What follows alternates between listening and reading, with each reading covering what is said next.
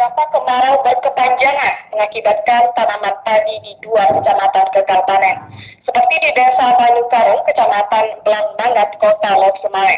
Untuk mengatasi kekeringan tersebut, TNI jajaran Kodim 0103 Aceh Utara bantu masyarakat untuk menyedot air guna tingkatkan produksi pertanian padi.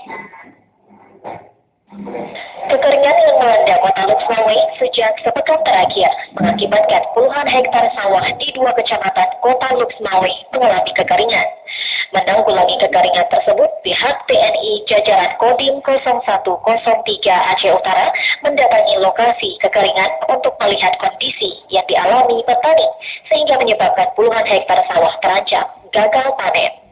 TNI Kodim 0103 Aceh Utara juga akan menangani kekeringan tersebut dengan cara membantu penyedotan air menggunakan mesin agar sawah kembali dialiri air guna mencegah terjadinya gagal panen untuk bibit padi yang baru ditanam. 2 kecamatan yang mengalami kekeringan yaitu Kecamatan Blangmangan dan Kecamatan Muara 1 Kota Lok Semawe. Sedangkan di Desa Manegru, Kecamatan Blangmangan, sebanyak 10 hektar sawah alami gagal panen. 2 kecamatan tersebut memang rawan terjadinya kekeringan jika musim kemarau tiba, namun sangat berdampak bagi pertanian warga, terutama tanaman padi.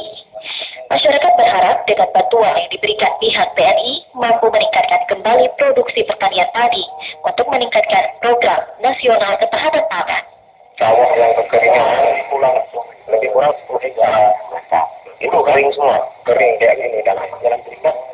Itu udah berapa kali kejadian seperti ini dalam bulan ini?